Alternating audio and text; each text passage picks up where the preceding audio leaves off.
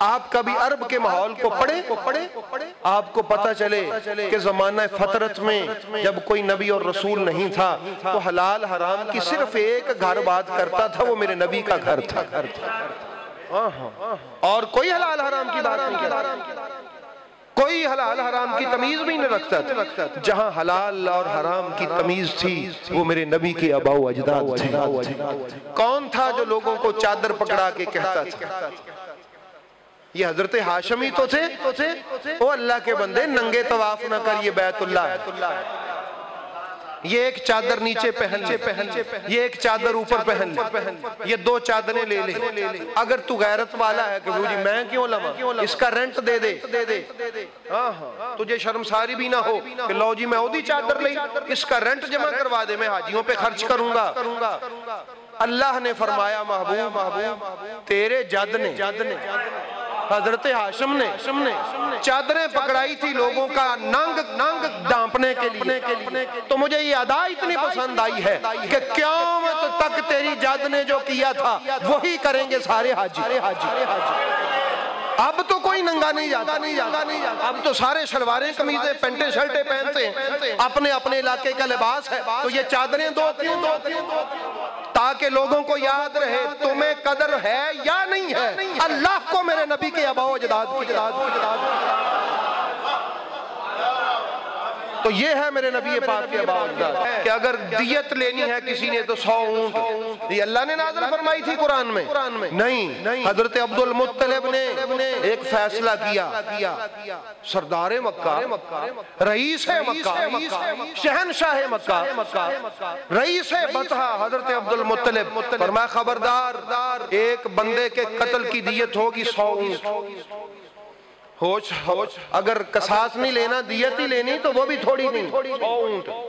اللہ نے فرمایا محبوب پتہ نہیں ان کو قدر ہو کہ نہ ہو، میں نے تیرے دادا کے منہ سے نکلی ہوئی بات کوئی شریعت قرار دیا، اس کو شریعت قرار دیا۔ یہ میقات جہاں سے چادریں باندھنے کے بغیر آپ حدود حرم میں داخل نہیں ہو سکتے۔ یہ کیا تھا؟ یہ حضرت ہاشم نے چنگیاں بنائی تھی، جہاں ضروریات کا سامان رکھ کے بیٹھتے تھے ان کے کرندے اور لوگوں سے رینٹ لیتے، وہاں سے اللہ رب العالمین نے فرمایا محبوب تیرے آباء و اجداد کی بنائی ہوئی چنگیاں قیامت تک میقات رہیں گی۔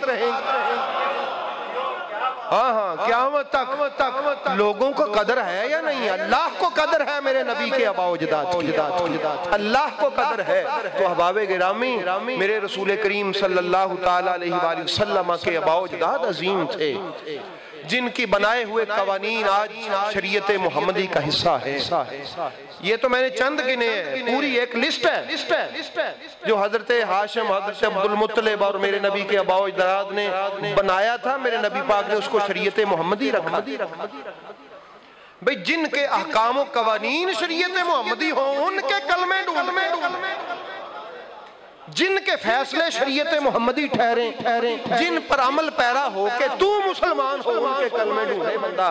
بھئی حیران ہے، بھئی ان کے کلمے نہ ڈھونڈ، ان پر درود پڑھ، یہ کہہ کے اللہم صلی علی محمد وعلی آل محمد کما صلیت علی ابراہیم وعلی آل ابراہیم۔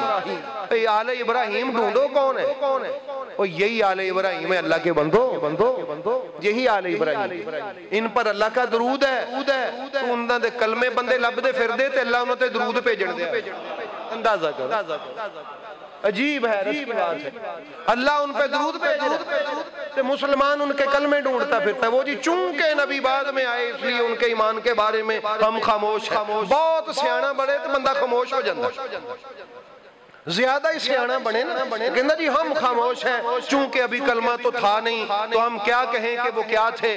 تو خاموش رہ، اللہ فرماتا ہے تو رہ خاموش، میں اور میرے فرشتے ان پر درود بھیج، اس لیے خاموشی توڑ اور درود بھیج تو بھی آل ابراہیم پر جس طرح اللہ اور اس کے فرشتے بھیجتے۔ تو یہ نبی پاک کے آباء و اجداد ہیں جن کی شان اللہ نے قرآن کریم میں بلند فرمائی۔ تو اس لیے احباب گرامی قدر سمجھنے کی کوشش کریں۔ یہ چونکہ ربیع الاول ہے نا تو نبی پاک کے آباء و اجداد کی بات میں نے کی ہے، اپنے آپ کے اور میرے نبی کی بات سے۔ ہاں جی ساڑھے نبی دی گل بھئی جو عیسائی ہے وہ خوش ہوگا نا اگر اس کے عیسیٰ علیہ السلام کی ماں کی بات کی جائے، پتہ نہیں وہ کیسا مسلمان ہے کہ نبی کی ماں کی بات کی جائے تو دے متھے تے وٹ آ جائے، وہ دے نالوں تے صحیح چنگا جو اپنے نبی کی ماں کی عظمت پہ کم از کم خوش تو ہے نا۔ اور میرے نبی نے حضرت خدیجہ سے کہا تھا، فرمایا بی بی خدیجہ جب حضرت خدیجہ سلام اللہ تعالیٰ علیہ فوت ہونے لگی کہ تو جنت میں جا رہی ہے، وہاں میری 2 بیویاں ہیں۔ یہ بھی لکھا ہے محدثین کہ یہ جو استفاء الاولیٰ ہے اور استفاء ثانیہ اس کی بھی 2 وجہ ہے۔ ایک استفاء اس لیے ہے کہ وہ حضرت مریم کی والدہ ہے، عبرانی قوم کی بی بی ہیں، وہاں سے اللہ نے ان کا استفاء کیا ہے۔ اور ایک استفاء جو ثانی تکرار کے ساتھ آیا ہے، اس کا مطلب یہ ہے کہ عرب کی وجہ سے بھی ان کو عزت ملی۔ کہتے ہیں عرب کی وجہ سے ان کو کیا عزت ملی؟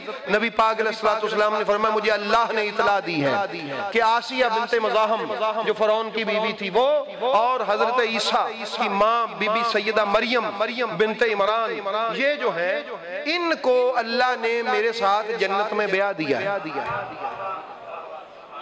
اس لیے بھی 2 بار اللہ نے ان کو استفاء کے کہا، یہ تفاسیر میں موجود ہے۔ تو احباب گرامی قدر اگر یہ بات ہے کہ وہ نبی پاک کی جنت میں بیوی ہے تو جس کی وہ بہو ہے اس ساس کی کیا شان ہوگی؟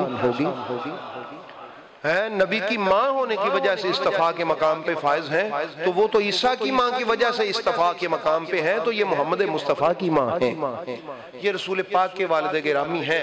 اس لیے ہمیں تو یہ خوشی ہے، ہم تو ذوق والے لوگ ہیں، محبت والے لوگ ہیں، سلام پیش کرتے ہیں اپنے نبی کے آباء و اجداد کو، سلام پیش کرتے ہیں۔ یہ خوبصورت بات ہے، خوبصورت ذوق ہے، میرا مالک آپ کو سلامت رکھے۔